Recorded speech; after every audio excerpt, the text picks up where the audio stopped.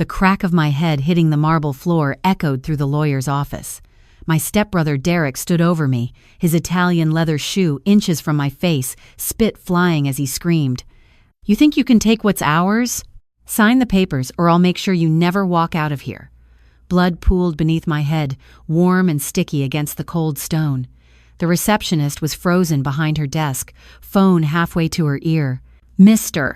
Patterson, the estate attorney, had pressed himself against the wall, his face white as paper.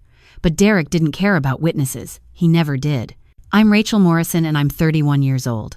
3 weeks ago, I had a father who called me every Sunday morning, a childhood home filled with memories of my mother's garden, a life that made sense. Now I was bleeding on a law firm floor while my stepbrother tried to steal my entire inheritance. My father died on a Tuesday. Heart failure, they said. He was 67 and had been battling heart disease for 2 years. What they didn't tell me was that someone had been helping his heart fail faster. The funeral was beautiful. Dad would have hated it. Patricia, my stepmother of 4 years, had insisted on a massive affair. White lilies everywhere, even though Dad was allergic. A closed casket, even though he'd specifically requested open. And a eulogy delivered by Derek that painted him as the devoted son, when in reality, he hadn't visited Dad in 6 months. I sat in the front row, numb, watching Patricia dab at dry eyes with a designer handkerchief.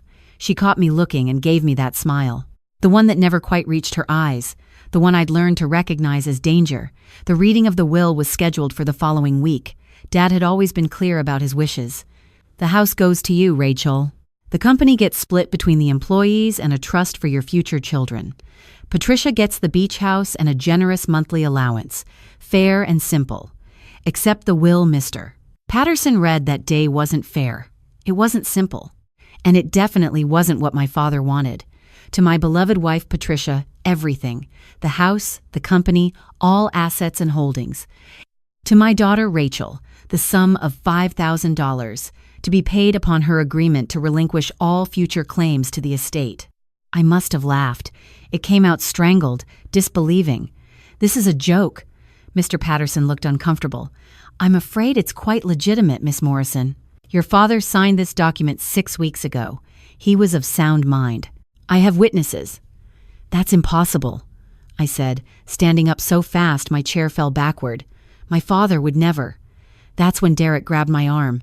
His fingers dug in hard enough to leave bruises. "You heard the man. Take your $5,000 and get lost. You're not family anymore." I tried to pull away. "Let go of me." He didn't. He twisted harder, spinning me around to face him. His breath smelled like whiskey. It was 10 inches the morning. "You always thought you were better than us. Daddy's perfect little princess. Well, guess what? Daddy's dead and you're nothing." I told him to let go. He responded by shoving me. I stumbled backward, my heel catching on the carpet, and went down hard. That's when my head hit the marble. The next few minutes were chaos. Someone called 911. Patricia made a show of pretending to help while actually stepping on my hand. Derek started yelling about how I'd attacked him first, how he was just defending himself. And I lay there, watching the ceiling spin, wondering how everything had gone so wrong. The paramedics arrived and wanted to take me to the hospital. I refused. I'd already lost enough. I wasn't going to lose consciousness in some ER while Derek and Patricia finished stealing my life. My phone had survived the fall. With shaking hands, I called the only person I trusted. Aunt Helen answered on the second ring. She wasn't technically my aunt.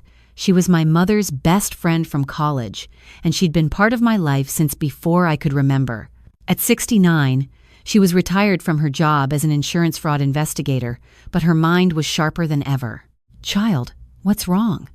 I could barely get the words out through the tears, but Helen understood enough. "Stay right there. Don't sign anything. Don't say anything. I'm coming." She arrived 40 minutes later, driving her ancient Honda Civic like she was auditioning for Fast and Furious. Helen was 5'0" with silver hair and bifocals, but she walked into that law firm like she owned it. Her eyes swept the scene. The blood on the floor, the receptionist still crying, Mr. Patterson sweating through his shirt, and me sitting in a chair with an ice pack on my head, refusing to leave. "Well," she said, her voice carrying across the room, Somebody want to explain why my goddaughter looks like she went 3 rounds with Mike Tyson? Derek started to say something, but Helen held up one finger. Not you. I wasn't talking to you. She turned to Mr. Patterson. Let me see that will. He hesitated. Mrs. Chen. I'm not sure. It's Miss Chen. And I wasn't asking. The will she examined wasn't the one my father had shown me 2 years ago, right after his first heart attack. That one had been handwritten, witnessed by his longtime secretary and his best friend. This one was typed, formal, and witnessed by names I'd never heard. Where's the original will? Helen asked. This is the original. Patricia stepped forward, all practiced grief and crocodile tears. Richard updated his wishes after we married. He wanted to make sure I was taken care of. Helen looked at her for a long moment. Then she smiled. That smile made Derek take a step back. Honey, she said to me, let's go. We're not done here, Derek shouted. She hasn't signed anything. That's right, Helen said sweetly. And she won't be. Not today, not ever. Have your lawyers contact her lawyers. She helped me up, one arm around my waist. As we walked out, she leaned close to my ear. We're going to need to do some digging. I know a forgery when I see one. That night, I stayed at Helen's house, a cozy craftsman bungalow filled with books, cats, and the faint smell of jasmine tea. She'd been divorced for 30 years and perfectly happy about it. As she tended to my head wound with the efficiency of someone who'd seen worse, she asked me questions. Tell me about Patricia. I told her everything. How Patricia had appeared in Dad's life 3 years ago, right after his first heart attack. How she'd been a volunteer at the Cardiac Rehabilitation Center. How she'd charmed him with her attention, her care, her seemingly endless devotion. She seemed perfect, I admitted. Too perfect. I didn't trust her, but Dad was lonely. Mom had been gone for 8 years. I couldn't tell him not to be happy. Helen nodded. And Derek? Patricia's son from her second marriage. He's 34, never held a job longer than 6 months, has a gambling problem and a temper. Dad tried to help him, gave him a position at the company, found out he was stealing from petty cash within a month. What did your father do? Fired him. Derek showed up drunk at our house, threatening to burn it down. Dad had to get a restraining order. Helen's eyebrows rose. Interesting. And how was your father's health? Getting worse. I swallowed hard. His doctor couldn't figure it out. The medications weren't working like they should. He kept getting weaker. They adjusted his dosages 3 times in the last 4 months. Helen was quiet for a long time. Then she pulled out a legal pad and started writing. I've seen this pattern before, she said. More times than I'd like. Your father was worth how much? The company alone is about $8 million. The house, investments, everything else, maybe 15 total. She wrote that down too. And Patricia's history? I remembered what I'd found during a late-night Google spiral right after the wedding. Second marriage, you said? Her first husband died of a stroke after 2 years. Second husband, the one who fathered Derek, died of kidney failure after 3 years. She got life insurance payouts from both. Big ones? At least $500,000 each. More silence. More writing. Rachel, honey, I need you to think very carefully. Did your father ever seem afraid? Did he ever try to tell you something? I closed my eyes, tried to remember. Actually, I said slowly, a month before he died. He asked me to come over on a Wednesday. That was unusual. He never asked me to come over during the week. What happened? He seemed paranoid, kept checking his phone like he was expecting someone to call. Then he walked me out to Mom's old garden, the one Patricia wanted to tear up. He said something strange. I waited for him to continue, but Helen just looked at me patiently. He said, if anything happens to me, check the roses. Your mother planted them the year you were born. They're the only thing in this house that's still honest. I thought he was just being sentimental. Helen set down her pen. Tomorrow we're going to get into that house, and we're going to check those roses. Breaking into my childhood home at 2 a.m. wasn't how I'd planned to spend my week. But Helen had a point. Patricia had already changed the locks. The legal system would take months to sort out the will. And if there was evidence, we needed it before she had a chance to destroy it. I still had the code to the side gate. Dad never changed it. My birthday, same as always. We crept through the backyard, past the pool Patricia had insisted on installing, to Mom's rose garden. In the moonlight, I could see Patricia hadn't touched it yet. The roses were overgrown but alive, thorns catching at my sleeves as I knelt in the dirt. What am I looking for? Under the white roses, Helen said. She was keeping watch, one eye on the house. Your mother's favorites. I dug carefully around the base of the bush. My fingers hit something hard. A metal box, about the size of a shoebox, wrapped in plastic. Inside was a folder thick with documents, and a flash drive, and a letter in my father's handwriting. My dear Rachel, it began. If you're reading this, then my worst fears have come true. For the past 3 months, I've suspected that Patricia has been tampering with my medication. I've documented everything. My energy at night, my symptoms, the pills that don't look quite right. I've been switching my medications with placebos from the pharmacy when I can, but she watches me so carefully. I'm including the name of a private investigator I hired. He found things about Patricia that you need to know. Derek is in on it. I've heard them talking when they thought I was asleep. They're planning to replace my will with a forgery. I'm sorry I didn't tell you sooner. I was trying to gather enough evidence to put them away forever. I wanted to protect you. If something happens to me, please know that I love you more than anything. Your mother would be so proud of the woman you've become. Give them hell, baby girl. Love always, Dad. I couldn't breathe. My father had known. He'd known they were killing him, and instead of running, instead of telling me, he'd stayed and gathered evidence. To protect me, to make sure they couldn't get away with it. That beautiful, stubborn, stupid, brave man. Helen found me 20 minutes later, still kneeling in the dirt, the letter clutched to my chest. She didn't say anything, just helped me up, took the box, and led me back to the car. We have work to do, she said, and not much time. Before we continue, if you're enjoying this story, please hit that like button and subscribe. Let me know in the comments where you're watching from. I read every single one. The next week was a blur of investigation. Helen dove into the documents like she'd never retired. The private investigator my father had hired was a man named Marcus Webb. He'd compiled a comprehensive file on Patricia's history. It was worse than we'd imagined. Patricia's maiden name wasn't even Patricia. She'd been born Diane Kowalski in Toledo, Ohio. Her first husband, Robert, had died of a sudden stroke at 45. Healthy guy, no history of heart problems. Life insurance payout of $300,000. Second husband, Michael Chen, died of kidney failure after a mysterious illness that lasted 8 months. Life insurance payout of $700,000, plus his house, his savings, his everything. But here's where it gets interesting, Helen said, pulling up records on her laptop. Both times, there were suspicious circumstances. Robert's brother filed a complaint with the police, saying he thought Diane had poisoned him. Investigation went nowhere. Michael's daughter hired a private investigator who found that Diane had been systematically isolating him from family and friends. Sound familiar? I nodded. Dad stopped talking to his golf buddies after Patricia moved in, said she didn't like them. And his company contacts? I'd handle those, she'd say. You need to rest. Helen pulled up another file. Your father was victim number 3. Except he figured it out, and he fought back. The flash drive contained audio recordings. Dad had hidden a voice-activated recorder in his bedroom. The quality wasn't great, but the words were clear enough.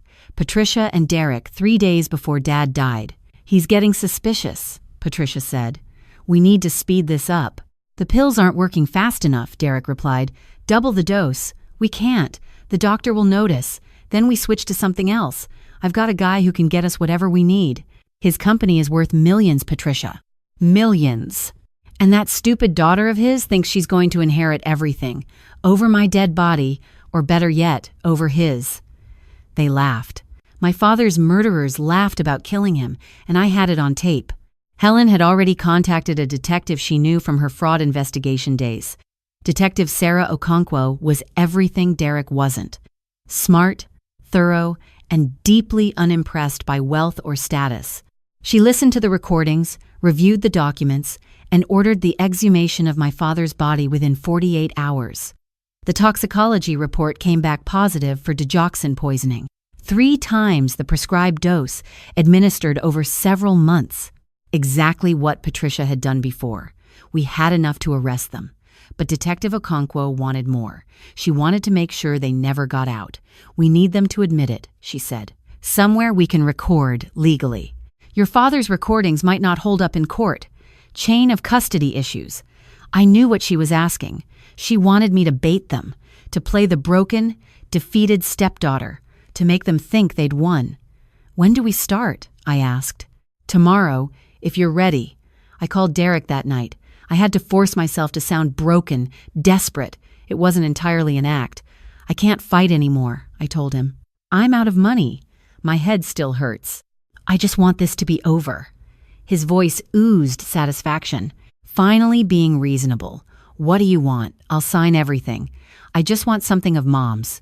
Her jewelry box, Patricia threw most of it away, but there might be something left. And I want the truth. I want to know why Dad cut me out." Derek laughed. "You want the truth? Fine. Come to the house tomorrow, bring whatever lawyer you want. We'll make this official. And I'll tell you exactly why your daddy stopped loving you."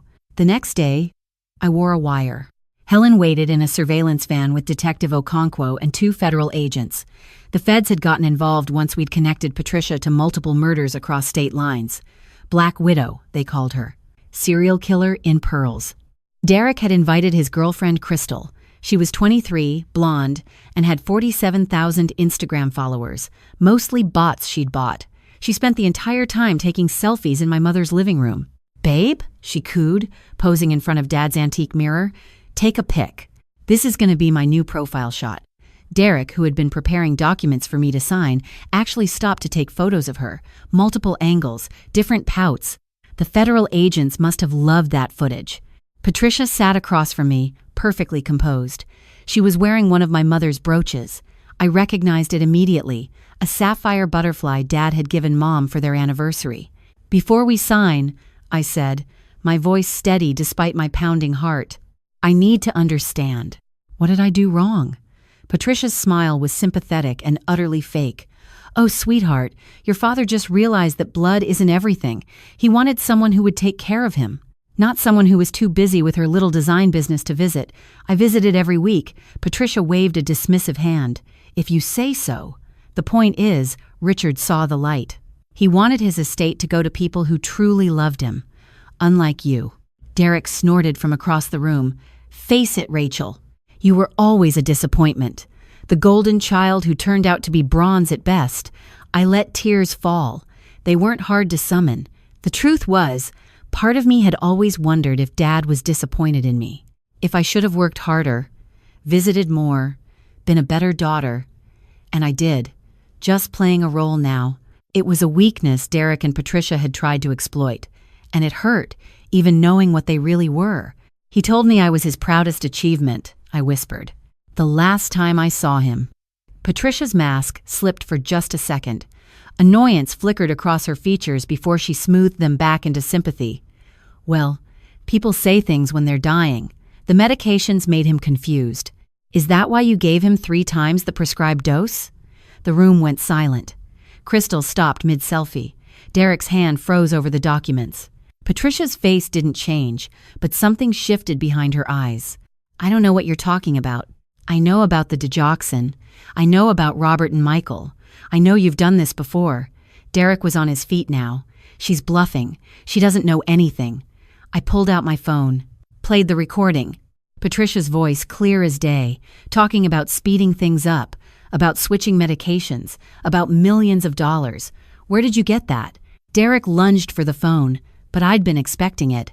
I stepped back, and he crashed into the coffee table, sending Crystal's iced latte flying across my mother's Persian rug. "Babe!" Crystal shrieked. "My Chanel bag!" Patricia hadn't moved. She was staring at me with something that might have been respect. "Clever girl. Your father was clever too. Thought he was recording us. I found most of the devices, but not all. I knew there had to be something I missed. You murdered him," I said. "You murdered 3 men for their money." My mother's brooch gleamed on her chest. "Life is expensive, dear, and men are so easily manipulated, present company included." She glanced at Derek, who was still trying to untangle himself from the coffee table. The look she gave him was pure contempt. That's when the doors opened. Detective Okonkwo walked in with a team of officers, federal agents behind them. Patricia's face finally cracked. "Derek, get up. Get up and fix this." But Derek was already being handcuffed. His orange spray tan looked ridiculous against the silver metal. "You can't arrest me," he screamed. "I'm the victim here. She attacked me." Detective Okonkwo held up the surveillance footage from the estate lawyer's office. The footage that clearly showed him shoving me first. "This says otherwise, Mr. Chen." Patricia made a break for it. At 58, she was surprisingly fast. She made it almost to the back door before Helen stepped out from behind the kitchen island, holding what appeared to be a cast-iron skillet. Patricia ran directly into it. She went down hard, designer heels flying. "That's for Rachel's father," Helen said calmly, "and for Robert, and for Michael, and for everyone else you've hurt, you parasitic harpy." Crystal, meanwhile, was live-streaming the whole thing. "Oh my God, you guys," she narrated breathlessly. "My boyfriend is getting arrested. This is literally insane. I think his mom killed people, like multiple people." The comments, I later learned, were brutal but hilarious. The trial lasted 3 weeks. Patricia tried everything. She claimed the recordings were fake. She claimed I had planted evidence. She claimed Dad had been suicidal and she'd been helping him die with dignity.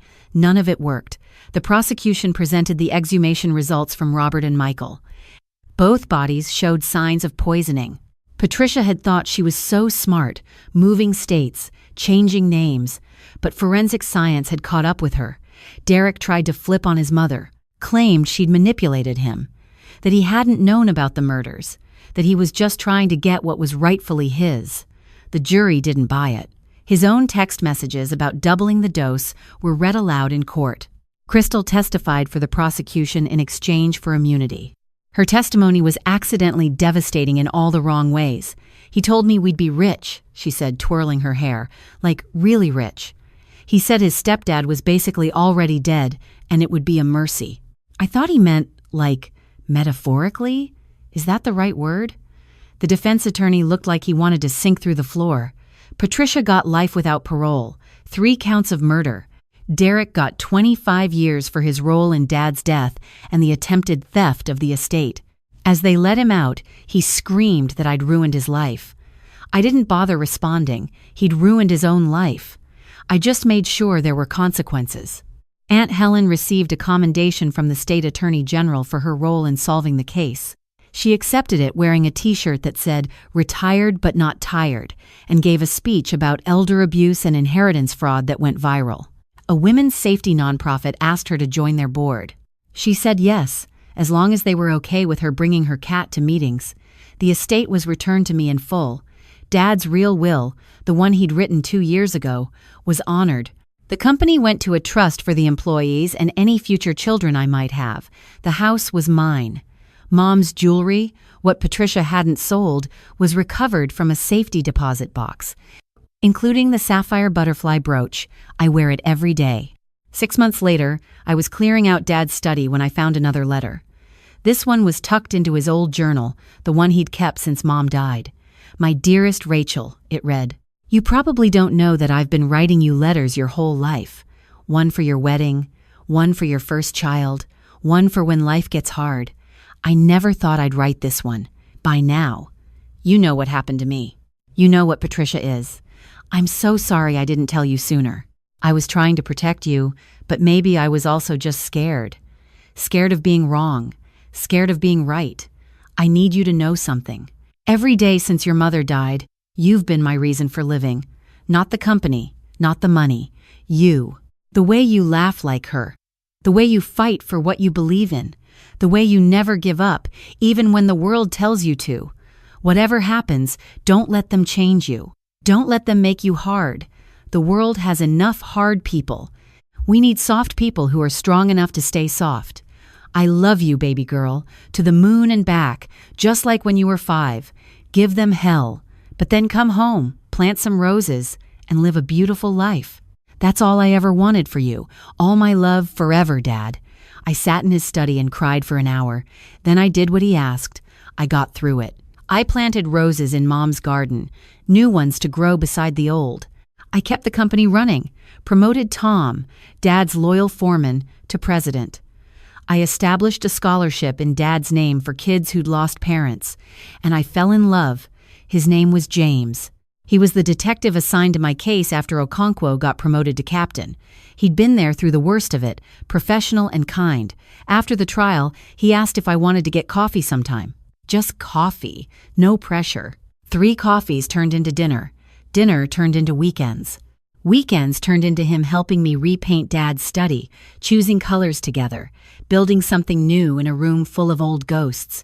We got married in Mom's rose garden on a Tuesday, Dad's favorite day. Helen officiated because she'd gotten certified online specifically for the occasion. 50 people watched us exchange vows under an arch of white roses. I wore the sapphire butterfly pinned over my heart. A year later, I stood in that same garden, one hand on my growing belly, the other holding a watering can. James came out with lemonade and that smile that still made my heart stutter. "How are my girls?" he asked. He was convinced it was a girl. I was convinced he was right. "We're good," I said. "Just talking to Dad." He'd understand. He'd lost his mother young, too. Knew what it meant to carry someone with you even after they were gone. James set down the lemonade and wrapped his arms around me from behind.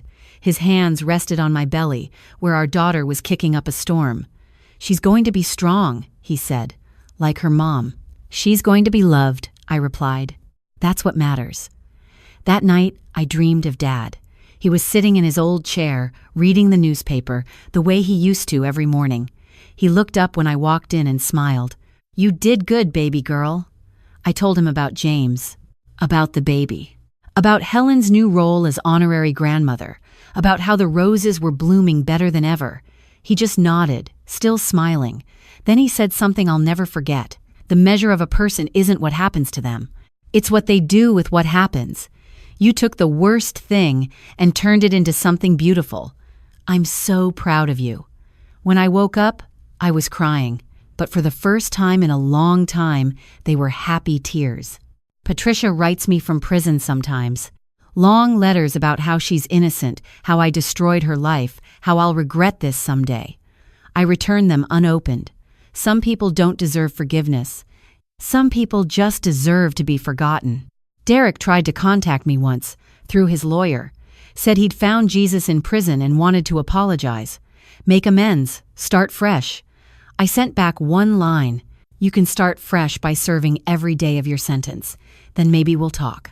We won't talk, but it felt good to say it. Last month, I visited Dad's grave with the baby. Eleanor Rose Morrison Bennett, named for my mother and the roses that saved us. She was 3 months old and already had Dad's stubborn chin. I set her on my lap, facing the headstone. "Hey, Dad," I said, "meet your granddaughter. She's got your eyes. James thinks she's got my temper. We're probably both right." I told him about the company, still thriving. About Helen, still terrorizing criminals through her nonprofit work. About the garden, which had become a neighborhood landmark. And I told him about the life I'd built from the ashes of what they'd tried to destroy. "They thought I was weak," I said. "They thought, because I was grieving, because I was hurt, because I was alone, that I'd just give up and let them win." I looked down at Eleanor, who was trying to grab my nose with her tiny fist. They were wrong. Dad always said I had Mom's softness and his stubbornness. Turns out that's a pretty good combination when people are trying to take everything from you. I stood up, Eleanor in my arms, James waiting by the car with that patient smile.